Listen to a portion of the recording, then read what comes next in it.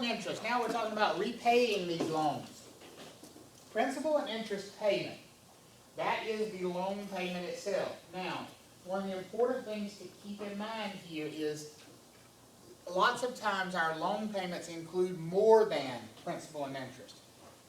A lot of times when we make a mortgage payment, we pay our taxes and our insurance as part of that monthly payment as well.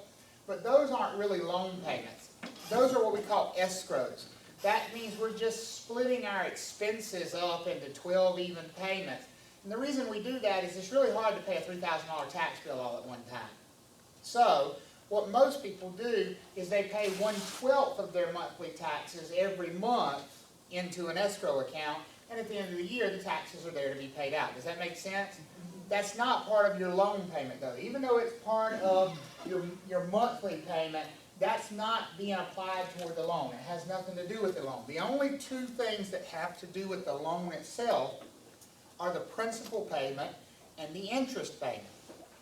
Now, the interest is the amount of money you pay every month for using somebody else's money.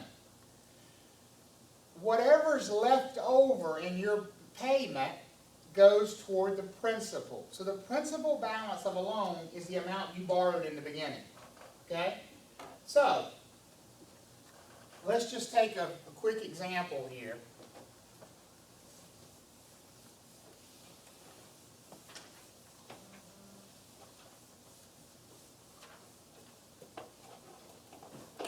If we have a loan where our payment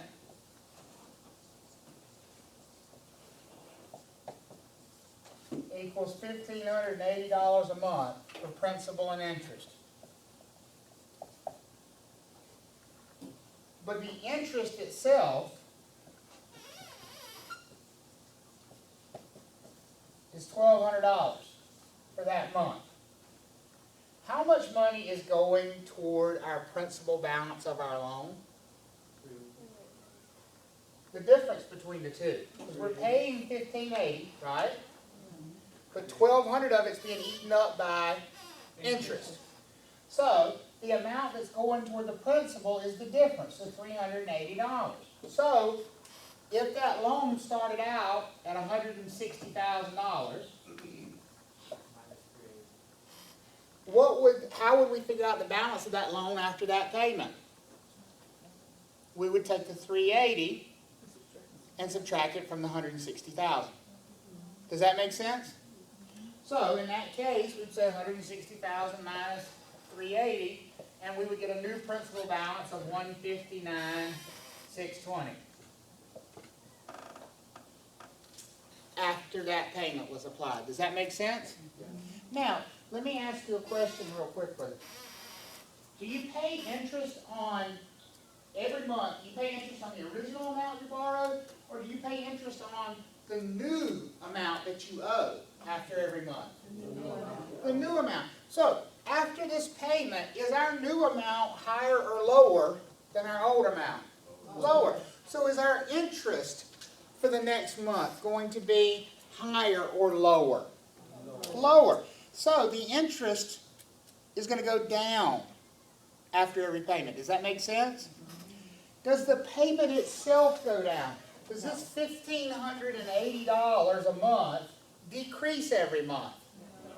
But the interest part of it does go down, right? So what's happening to the other part of the payment, the principal part? It's increasing every month.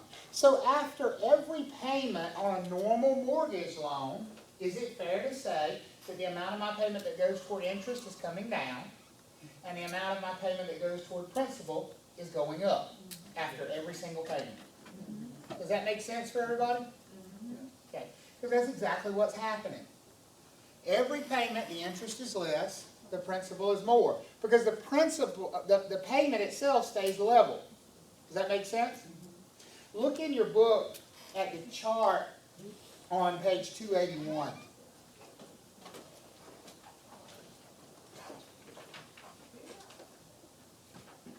The chart on page 281 shows you a comparison of what's happening to your payment, a breakdown of principal and interest. And if you notice, The dark line is the amount of the payment. Now notice that the chart stays the same height all the way across, right? Does everybody see that? So that means the payment stays exactly the same all the way across. The dark part of the bar chart is the amount going toward what? Interest. The dark part is going toward interest. The light part is going toward the principal. So what do you see in the first couple years of that loan? High interest rate. Not rate. The rate stays the same. But high interest payment. The interest payment, the portion of that payment going toward interest is extremely high in the first few years, right? And then what happens as the loan progresses? It drops off, and more and more and more of that payment goes towards principal later in the loan. So is it safe to say that over the 30 years you pay way more in interest than you do in principal? That depends on the interest rate. In general, yes. In general, yes. Frustrating. It is. It is. But in general, yes, it depends on the rate. Obviously, the interest rate's going to, make all the difference in the world there. Okay? All right. So does everybody see how that works, right? That you've got a PI payment, but the amount toward principal and the amount toward interest are changing every month. As one goes up, the other goes down, because together they always total the same amount. Are we good on that? Okay, good.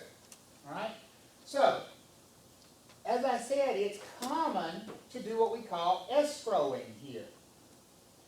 Now, escrowing simply means that I am taking my expenses of the property, not my loan. We've got my PI payment over there, my $1,580. But every year, don't I have to pay property taxes?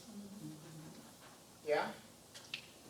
Am I probably not going to have homeowner's insurance on this property as well?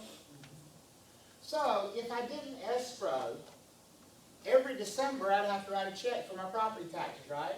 That's perfect timing, because we all have an extra $2,000 or $3,000 laying around in December to pay our property taxes, right? Now remember, let's go back to, this is where we back up to something earlier in the class. Think about lien theory. Lien theory is that order we pay things off, right? Who gets priority over things, the priority of liens. Do y'all remember that? What lien sits at the top of that priority chart? Taxes. So what you're telling me is if the taxes don't get paid, who has the right to foreclose before anybody else? It's not the state, it's the county. Be the county. County, not federal government. No. County.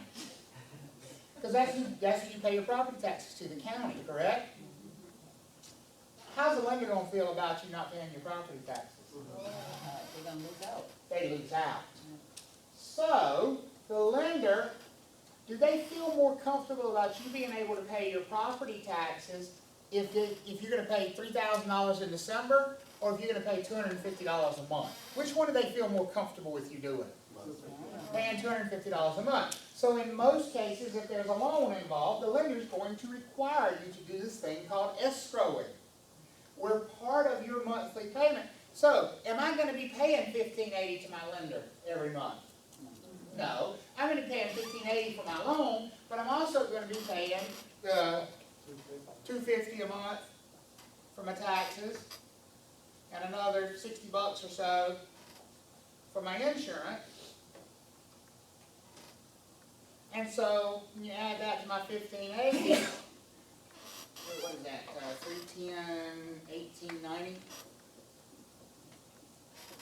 And we call this our PI-TI payment. Pity payment. What does the P stand for? The first I. Interest. The T. Taxes. The last I. Insurance. That is the most common mortgage payment we see, folks. Now, does any of that stuff on that side impact the loan, though? Do the taxes and insurance impact the loan portion? So, your first lesson about the math in this chapter is, when you're dealing with loan payments and with interest, and they give you a PI-TI payment, what's the first thing you have to eliminate? The T&I. You've got to get rid of the taxes and insurance portion of that payment. You've got to get it down just to a principal and interest payment. Good enough? Okay. All right, so we want to talk about how to calculate simple interest. I gave everybody a handout. Does everybody have a copy of it? Okay. We call this simple interest. The other kind of interest is compound interest. Compound interest means you pay interest on interest. Compound interest is the kind of interest you get in a savings account. You put $100 in the savings account, let's say it earns 2%, so you make $2, right? Now you got $102 in your savings account. Are they going to pay you interest on just the 100 you originally deposited, or on the 102 that's in there now? On the 102 that's in there now. So they're paying interest on the interest. Does that make sense? That's compound interest. We don't use compound interest in mortgage loans. We use simple interest. Thank God, because the calculations for compound interest are ridiculous. Simple interest is fairly easy. The first thing you need to know about simple interest is that it is expressed as an annual rate. When you see 5% interest, 6% interest, 8% interest, that's an annual interest rate. So just as a quiz, how many months is that the interest for? Wow. Hey, very good. Very good. Okay? So, I'll give you the example here. It says on a 30-year mortgage with a 5% annual interest rate and a $250,000 principal balance, how much interest would be due in month number 1? So, we take our principal balance, because that's what we're borrowing, that's what we're paying interest on, and we multiply that times our annual rate of 5%, and our annual interest is $12,500. But they want to know what our interest is in what? Month 1. So we need to divide that by 12 to get our monthly interest of $1,041.67. Now, just to ask you a question I just asked you 2 minutes ago. Is that number going to stay the same month after month after month? Is that monthly interest number going to stay the same? No. It's going to do what? No. It's going to go down every single month. That make sense for everybody? And the reason it's going to go down is because presumably we're paying that number down, right? We're paying down that principal, so that thing we're taking 5% of is a lower number, right? So when you're doing these calculations, doesn't it make sense that you'd have to take the principal balance for that month and multiply it times the interest rate? Not the principal balance you start with, but whatever the principal balance is for that month. Does that follow for everybody? Okay. Now, the other thing we say about mortgage interest, I'm going to draw you a little timeline over here to try to demonstrate this.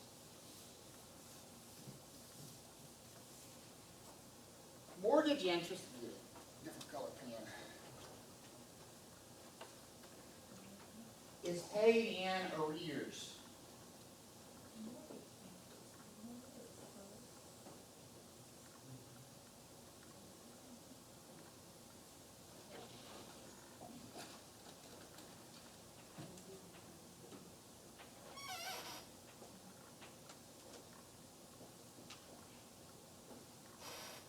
So just a timeline. When I make my payment on June 1 for my property, I'm going to pay how many months worth of interest? One. I'm going to pay 1 month worth of interest. So, it's either a month this way or a month this way. Does everybody agree with that? I'm either going a month in the past or a month in the future. Read that first bullet point to me. Mortgage interest is paid when? In arrears. So am I going that way or that way? Back in time or forward in time? Back. When I make my June 1 payment, I am paying the interest that accrued in the month of May. That's what it means when we say we pay mortgage interest in arrears. So here's the idea behind that. When I make my June 1 payment, when they credit my June 1 payment, how much interest do I owe them at that point in time, right after they credit my June 1 payment on June 1? None. I owe them 0 interest, right? Because I've paid them every dime of interest that accumulated for the month before. Does that make sense? So every month, I reset that interest meter down to what? Zero. Now what happens on June 2? It starts accumulating again, because now I owe interest for June 1, and I keep accumulating day by day by day until I get to the end of the month, and I make another payment, and then I pay the interest back down to what? Zero. And we start all over again, building it back up. Does that make sense? Now, that daily interest charge, does it stay the same from month to month to month, or does it go down? It goes down. If the monthly interest goes down, then the daily interest must also go down, month to month to month. Does that make sense for everybody? A lot of that's not in this chapter, but I'm building you up toward things that are coming in your near future, in chapter 14 and chapter 15, okay? All right? It does say most mortgage loans are amortized, which means we're paying them down. We're paying the balance down. Okay? And we'll talk about the difference between fully and partially amortized a little bit later. Okay? Now, take a look at your example sheet here. I also showed you how to break that monthly interest charge down into a daily interest charge. Instead of dividing by 12, what would you divide by? 365.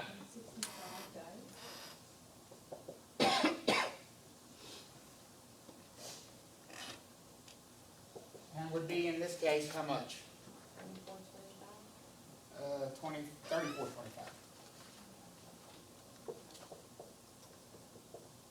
Now, I'm going to point out to you that the people who write these tests are evil.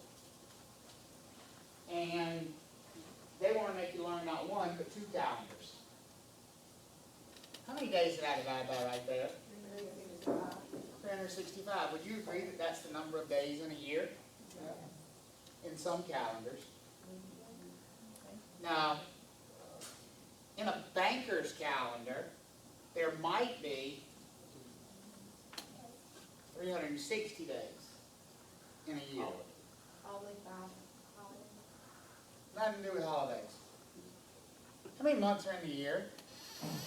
How many days does each month have? 30 or 31 or 28.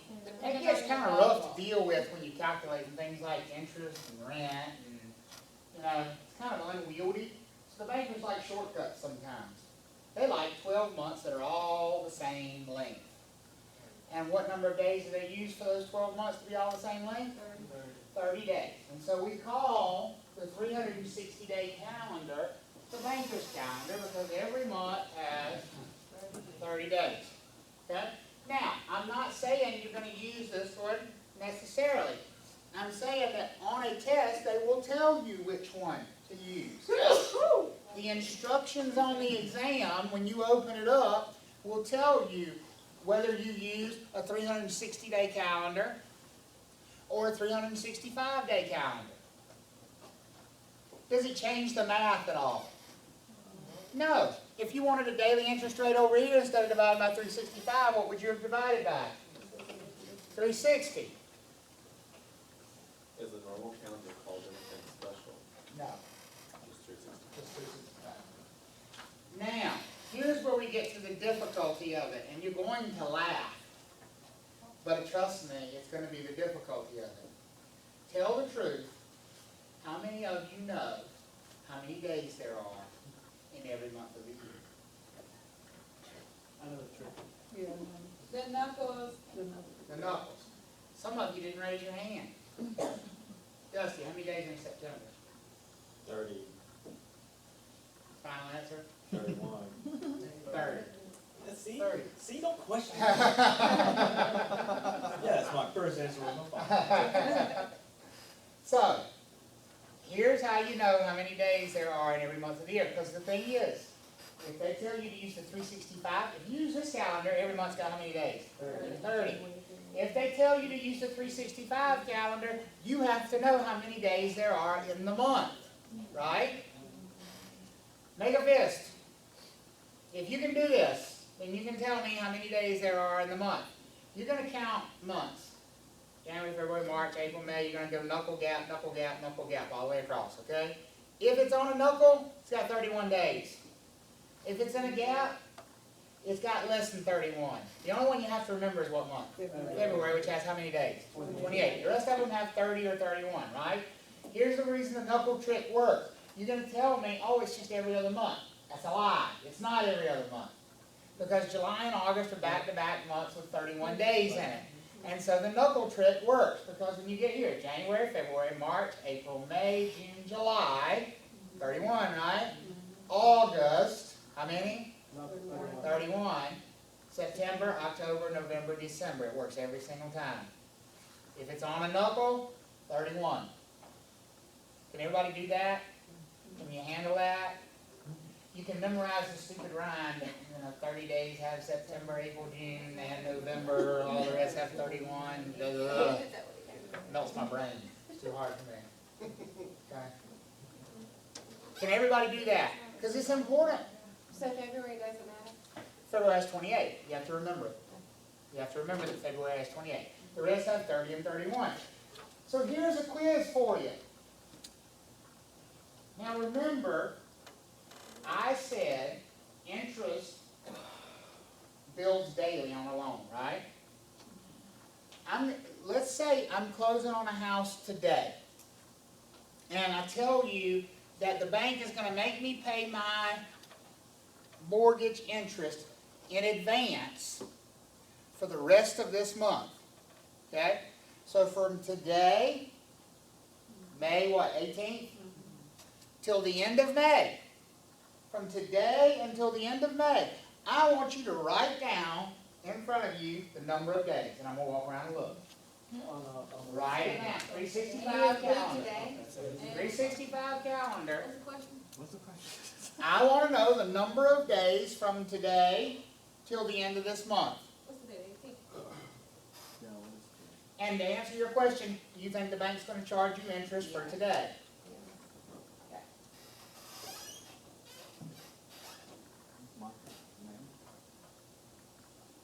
So they're charging me interest in advance from today until the end of the month, and I just want to know how many days it is. Write it down.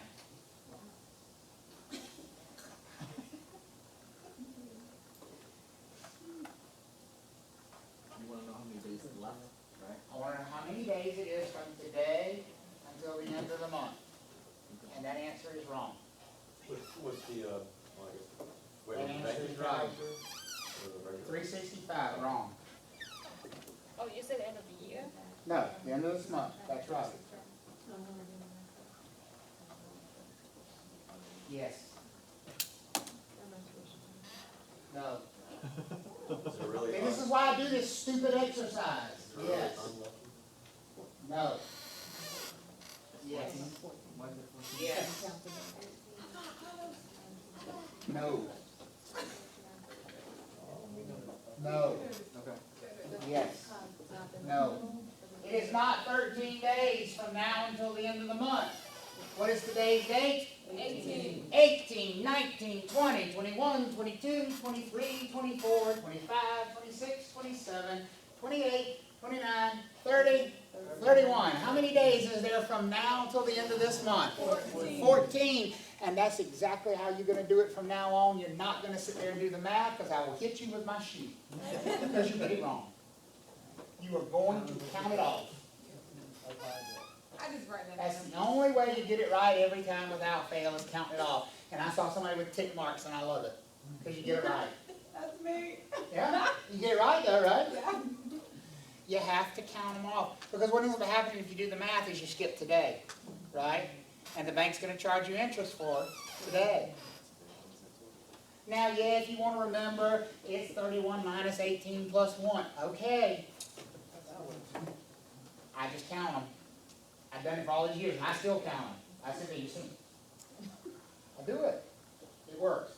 I do that stupid exercise because here's the thing. Do you think they're evil enough to give you an answer that would line up with 13 days of interest versus 14 days of interest?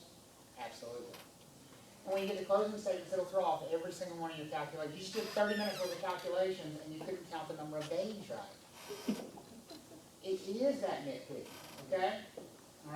So be careful with the calendars. Go ahead and get comfortable with the number of days in each month. Okay? Oh, sorry, I didn't mean to put that up there. Now, going back to our sheet here with our example. On the second page, it shows you how to calculate the reduction in a principal balance. How to calculate the reduction in a principal balance. In other words, how to calculate how much the loan amount goes down after the borrower makes a payment. So, in our example here, they've given us a 30-year mortgage at $175,000 principal balance and a 6.5% interest rate. Okay? They told us that we have a PI payment of $1,106.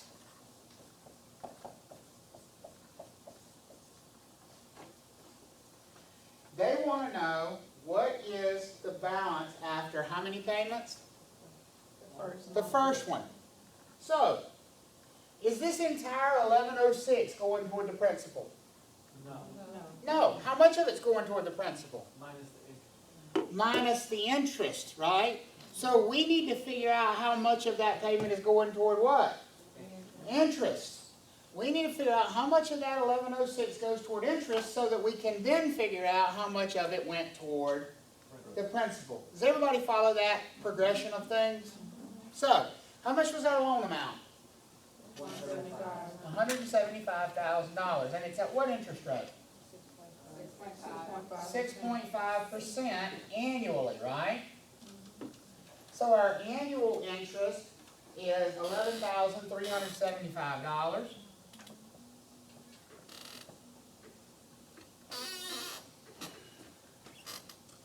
We divide that by 12 to get to our monthly interest, because this is a monthly payment, right? This 1106. So divided by 12, my monthly interest is $947.92 per month interest.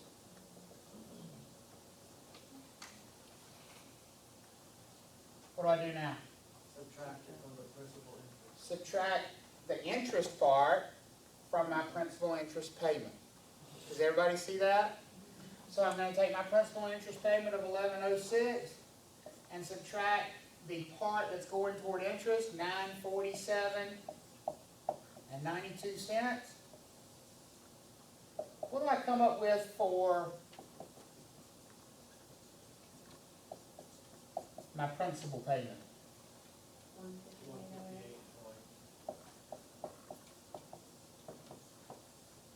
So keep it in mind what we're doing here. $158.08 is how much of my payment is going to do what? Going to principal, which is going to reduce the amount I owe, right? So, do they want to know how much is going toward principal, or do they want to know what my new principal balance is going to be? They want to know what the new principal balance is going to be, so what's my next step going to be, my last step? Take that away from the 1106. Not from the 1106. From the 11. This number is being applied to that number, right? So it's $175,000 minus $158.08 for that first month. And so my new principal balance for month number 2 is $174,841.92. Does everybody see that? Now, could I do it again? Yes. Could I do it for month number 2? Yes. What was step number 1 in this whole process? Take my principal balance and multiply times my interest rate, right? If my principal balance is $175, right? No. Not for month number 2. What is it now? 174. $174,841.92. So I have to restart this whole process over again and start with my new principal balance of 174,841. So 174,841 and 92 cents times what was my interest rate? 6.5%. Now, what's my annual interest for my new principal balance? How much? 11,000 what? 72? Yeah. Okay, 11,364.72. That's my annual interest, yearly interest. So what do I need to do with that number? Divide that by 12.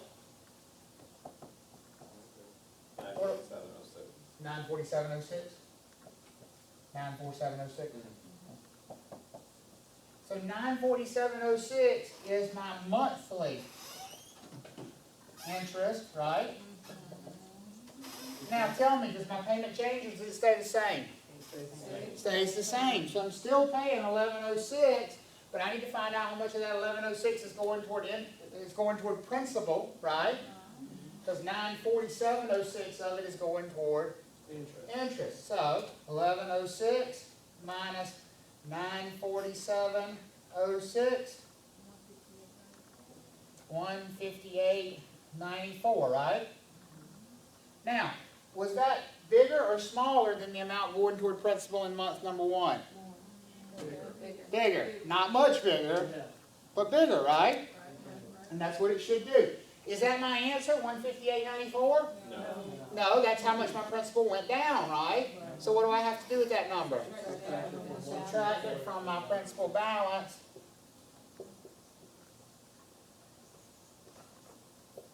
And what is my new principal balance? 174,682. And how many cents? 98 cents. So that would be after 2 payments. You can keep going, right? You could run it for 3, 4, 10. Usually on a test they don't give you more than 12. I'm just kidding. That's the reaction I was waiting for. 2 is usually the most they give you. 2. After 2 payments is the most they'll give you. 12 would just be brutal, wouldn't it? So they usually give you that after 2 payments. Now, let me just ask you kind of a wonky question here. Can we figure out how much we pay over the life of this whole loan? You should be able to. How much is my monthly payment? 11,13. 1106. How many times a year do I pay that payment? 12. So wouldn't this be my total for a year?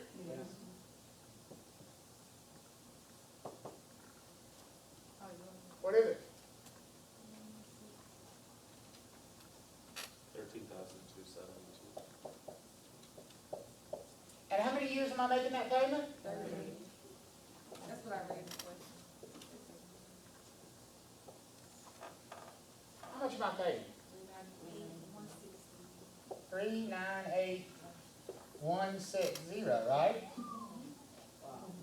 What was my principal balance? 175.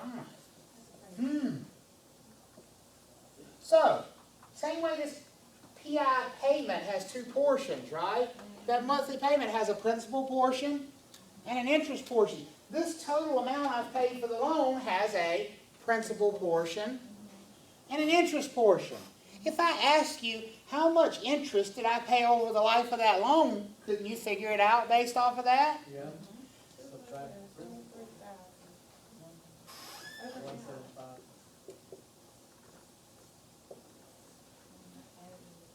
How much?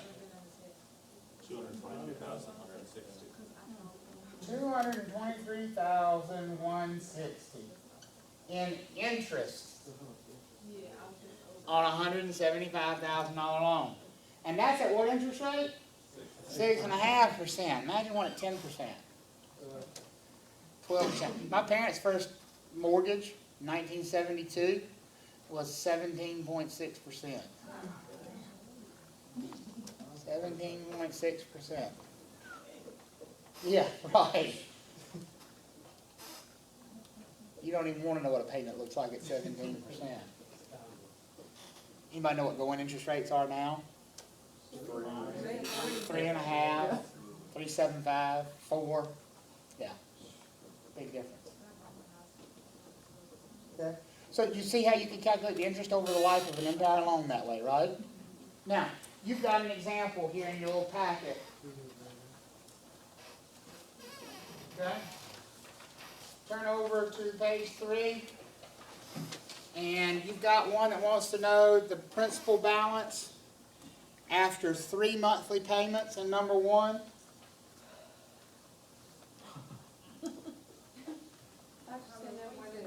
I said they would only give you no more than 2. I didn't say I would not give you more than 2.